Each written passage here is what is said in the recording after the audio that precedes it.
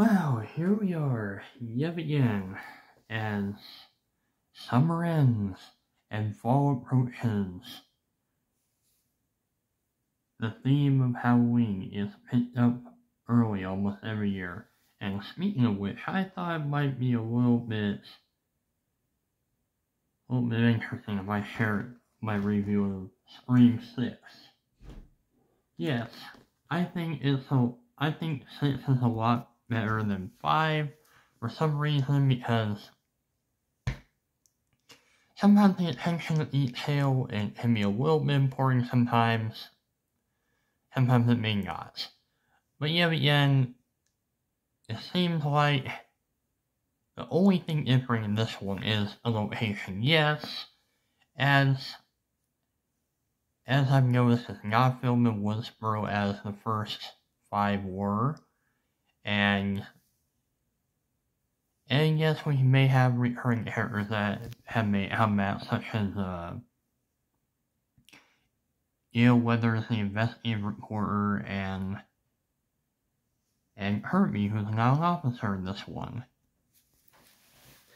And I'll get to that in a minute. But right now I'm covering like the bases, the location, the characters, etc.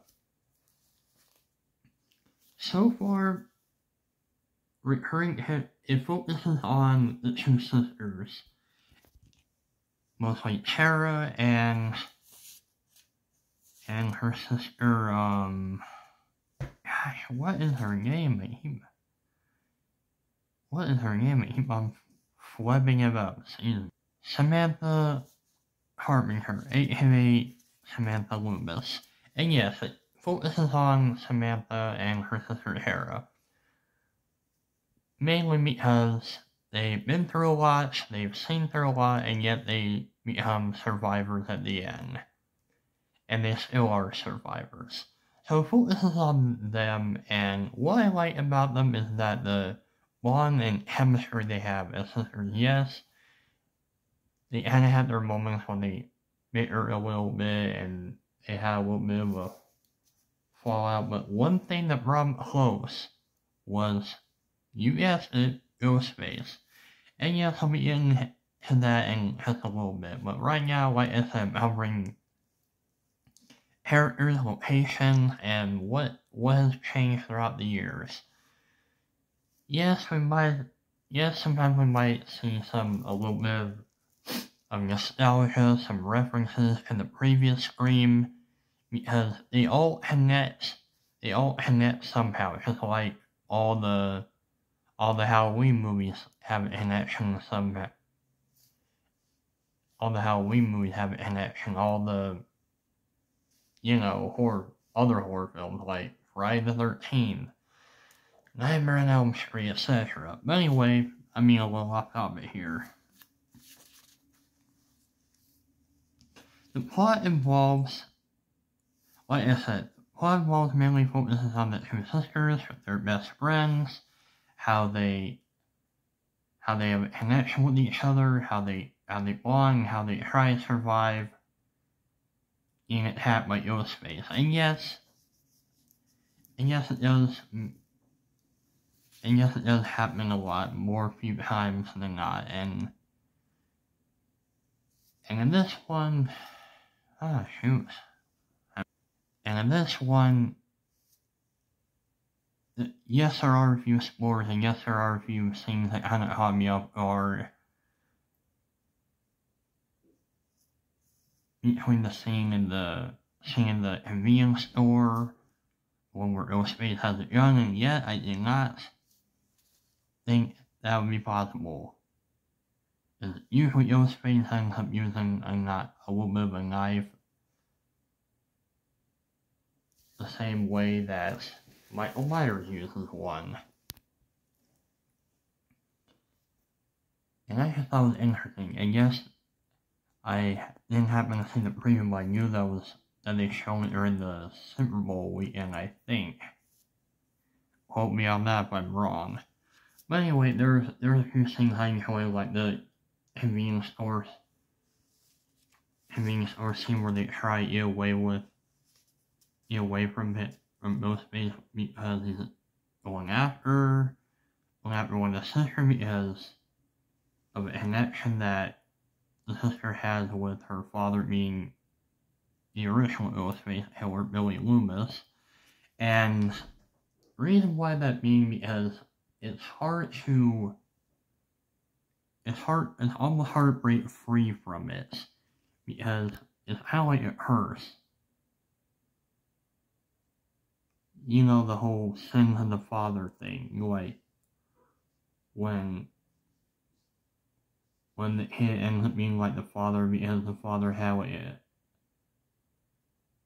it bad curse that happened to them, or they end up involving some type of danger, and then it gets a little crazy that way. Okay. Anyway, moving on. There's some, like I said, there's some scenes I enjoyed, there's some scenes that kind of didn't make sense to me. And one of the things that I thought was interesting, and yes, they kind of show it a couple times, was there's this, like, underground movie theater that had like a whole shrine dedicated to Ghostface, and that blew my mind. And I've never seen that in a horror film unless you go a horror con, because there's like, which makes sense because horror con has a lot of stuff that has a tribute to almost every horror film throughout the decades. Whew. Sorry, I'm just kind of getting a little off topic here. But anyway, like I said,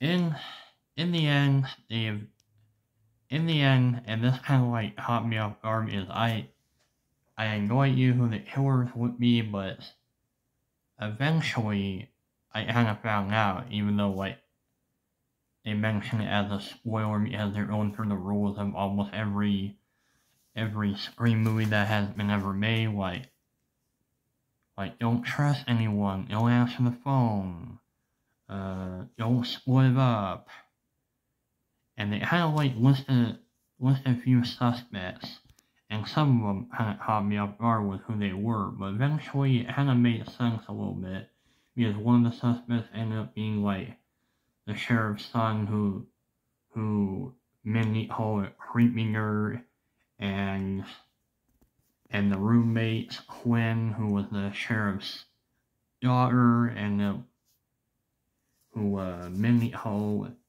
the slutty cheerleader type. But anyway, not a bad movie, interesting though. Sorry if I don't have much details together, put a few spoilers here. But anyway, I'm gonna hold this out. Hope everyone has a good rest of their day. Bob, and peace out to all the scouts.